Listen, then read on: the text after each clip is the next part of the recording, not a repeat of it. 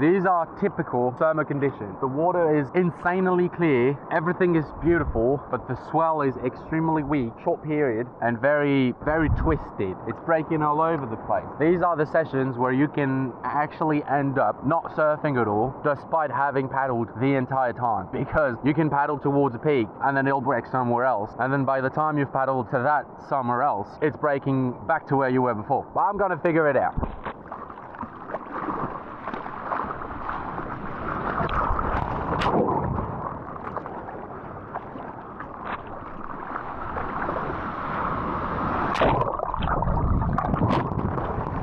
So yeah, these are typical summer conditions. None of these waves is going to be a good one, but the way I'm trying to make sessions like this good regardless is I'm trying to catch anything I can. If I think I can get up on that wave, I'm catching it. And then eventually I'll be able to do a turn, maybe. But focusing on wave count, paddling around, chasing the peaks everywhere, and really reducing my expectations. I really am not trying to look for that one good wave, because there is none. And you can just end up waiting the entire time for a wave that'll never come. That's how I usually make those sessions that are seemingly not going to be any good. Potentially great and good training sessions. Do you remember at the start of the video when I explained how these are conditions in which you can end up chasing the peak all the time and not catching much? Well, that was a subtle foreshadowing of this sequence. I was paddling towards the peak of this set that broke on the right of the screen, but I did not catch any wave. Then I made it to where this set broke, hoping to catch the next one, but obviously that did not happen. The next set broke on the left side of the screen, which you can see rolling in right now. So what did I do? I chased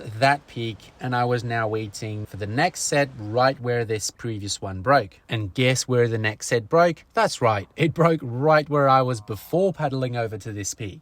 Guys, I've been out here for almost 30 minutes now, and I still haven't figured out where the heck I need to sit at to catch those waves. I've been paddling around for 30 minutes. When I'm over there, it breaks here. When I'm here, it breaks over there.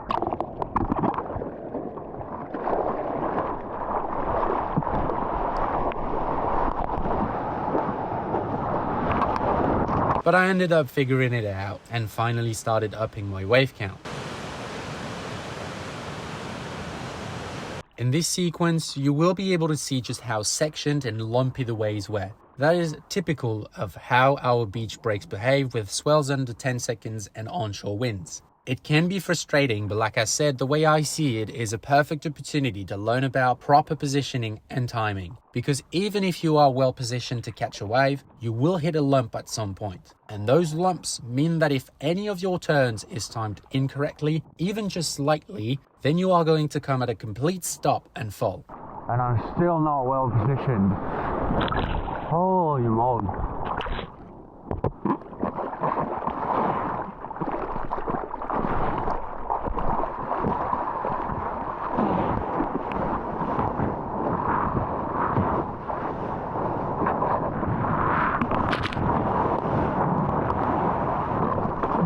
For example here, I really waited for the section to jack up a little bit before going down into the bottom turn. I certainly would have stalled hard had I gone down immediately after popping up.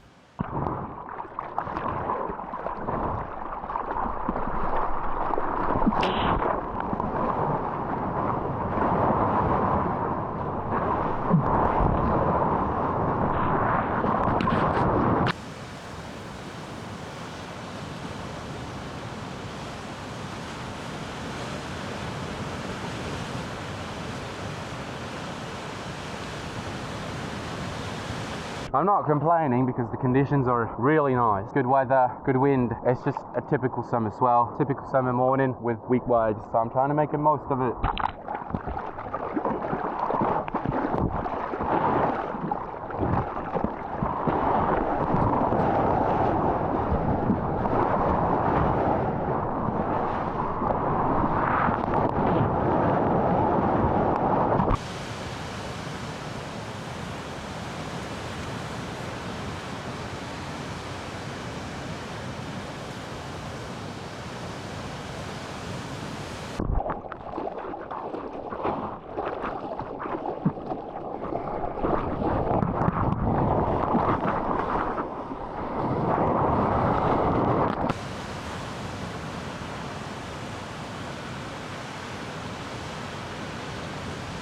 I've zoomed out on the camera on the land angle so that I'm able to capture the left and the right off of any wave that can potentially be rolling in. And that's because, like I said, I'm trying to catch anything I can and trying to create opportunities out of very average waves. So I want to be able to catch any of those waves without having to worry about whether the camera is going to catch it or not. It's catching supposedly everything, and so I'm trying to catch anything. Look at that wave, for example. There really are some opportunities out there on a day like this. You just have to put a little bit more effort in.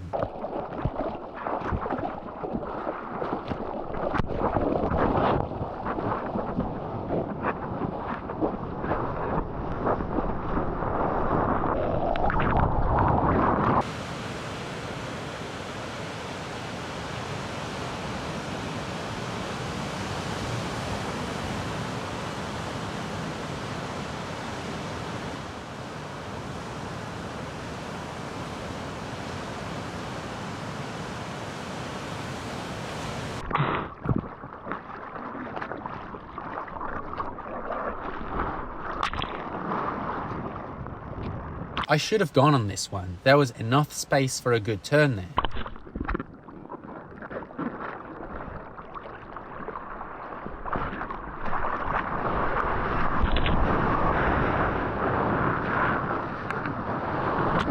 Alright, this is exactly what I meant about those annoying lumps. I took slightly too much time going into my bottom turn, and when I hit the top, the lump had made its way up there as well and made me stall hard. The next wave also got hit by the lump, but not nearly as hard, and was much better because of that. It actually opened up beautifully and connected all the way to the inside.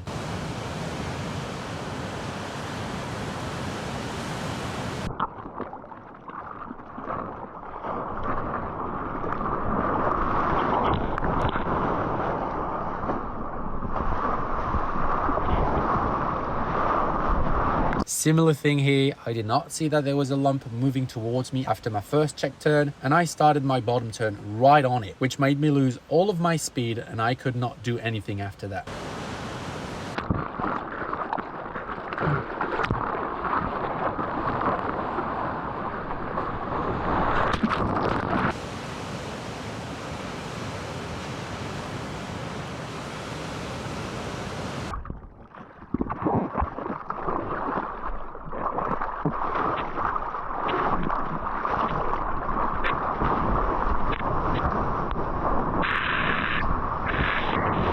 And again, same thing here. The lump hit the wave early this time, and I should have aimed further down the line for my turn, where the wave face was much cleaner and steeper. This was one of the biggest set of the day, and only the very last wave opened up nicely, which goes to show you just how unpredictable waves are on a short period swell like that.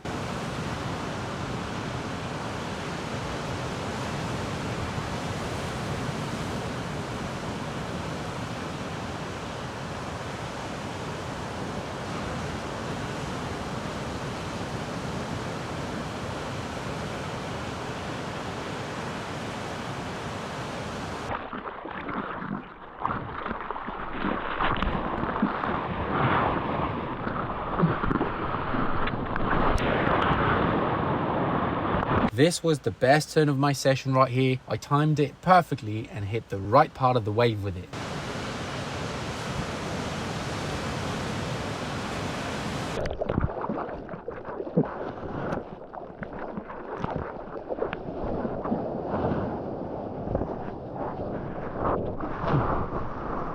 Oh my gosh. You can clearly see the lump in the middle of the wave here. I tried to hop past it, but I didn't quite manage to carry my speed into the last section. Speed really is everything, and if you don't have any, you will not be able to do anything.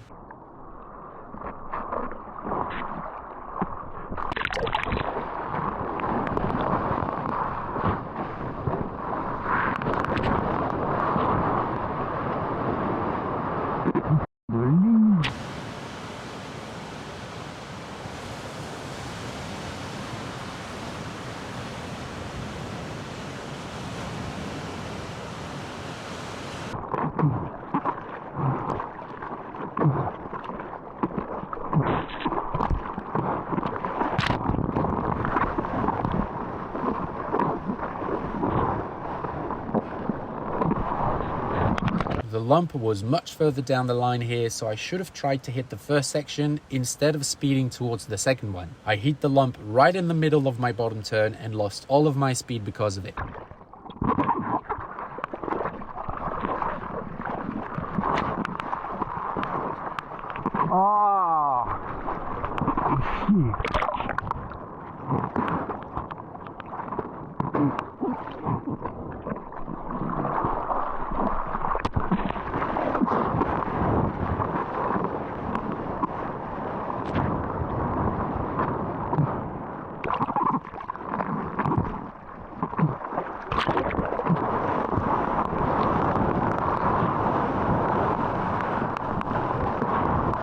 So far, I had managed to catch the majority of the waves I had paddled for, so the universe made me miss the next 4 waves just to make sure I would stay at a healthy balance.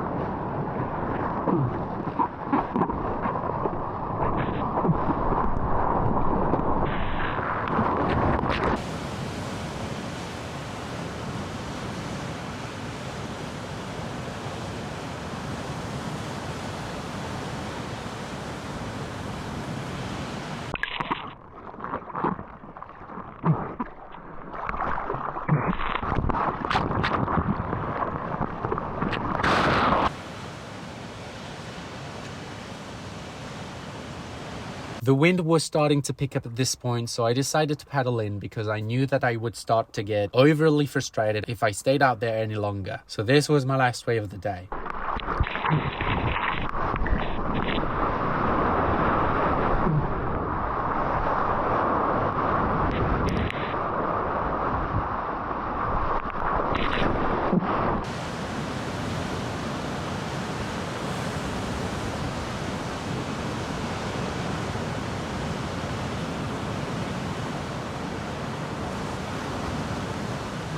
So that's it for this session, guys. Nothing great, typical summer morning. Like I said, I wasn't going to catch any great wave this morning. It wasn't about that. It was just about paddling out there, having some fun, trying to make the most of it. I don't think I did one single like really good turn. Maybe one on my backhand. I did one thing that felt good. But the positive is that I think my wave count was really decent considering the conditions. I will have to count to really know how many waves I caught, but I think I'm around 20, between 15 and 20, and I've surfed exactly 90 minutes, almost 30 of which I was just trying to figure out where to sit. So I probably have caught those 15 to 20 waves within an hour, which for me is really good. So I would say that this session was a win. And this is how I deal with weak conditions and try to make my sessions satisfying regardless. I'm curious as to how you guys would approach these waves and what mindset you would be in on a day like that. So please let me know in the comments.